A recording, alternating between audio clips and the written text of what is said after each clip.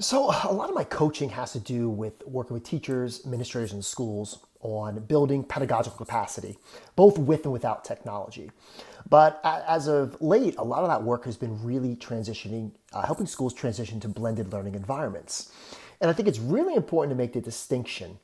A lot of times when we think whether we integrate a tool like Kahoot, Mentimeter, Quizzes, Quiznetic, or whatever it is, that as part of our instructional component, that's actually blended learning.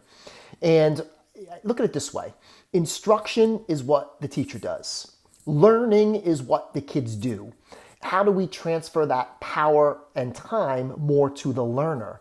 So as we think about the difference between blended instruction and blended learning, blended instruction is what the teacher does with technology. Blended learning is what the kids do with it to control path, pace, and place when learning. And it really is a big difference. I will go through doing presentations and I'll try to model a lesson. And I'll get people talking. I might review prior learning, check for understanding, or close. And then what I'll do is, after I have them talk, I'll integrate a tool. Whether it could be Poll Everywhere, Poplet, Padlet, whatever. So then they respond. And that's great. And then after they do that, I'm like, well, listen, what I did, that was not blended learning. You didn't have control of the path, pace, and place. That was part of the instructional component. Now, I'm not saying that's bad. We really want to use technology to improve instruction with the main goal that it sets up enhanced learning opportunities for our kids. So when we think about blended learning environments, do kids have that control? Are they owning it? Are they empowered through path, pace, and place? Are we leveraging flexible learning spaces to support flexible learning? So if you really want to determine whether or not it is a blended learning experience, ask yourself this: is there differentiated instruction and pacing? Are the activities personalized to the learner's interest? Have you aligned virtual and classroom instruction? Is there a balance between virtual and classroom instruction? Is the activity, the task, actually focused on the learner? Is it adaptable? Is it authentic? And how does it align with a future-focused curriculum and assessment?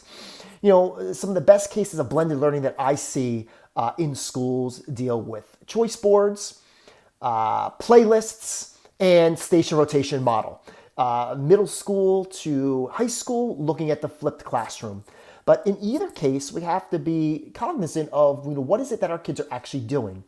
If it's still mostly a passive learning experience and a part of direct instruction or even a high-effect instructional strategy, and that's the key. It could be part of a high-effect instructional strategy. We want that. But where does that shift of power occur? What are the kids doing with technology that they couldn't do without it? So, I think it's important that we make this distinction and we really move towards, when appropriate, creating blended learning experiences for our kids. So in essence, blended instruction is great. And in my role as a coach, when I'm in schools, a lot of what I see is blended instruction. And that's a great foundation to begin to reflect and think about, well, where do we want our kids to be? How is student work changing? How is scaffolding of questions and tasks changing? How is assessment changing? How is feedback changing? Are we maximizing the time that we have with our kids? In some of the best blended learning environments that I see, kids are basically learning independence. They're self-managing. They might be using an adaptive learning tool that meets their specific needs, but they also might be collaborating all on an interactive whiteboard.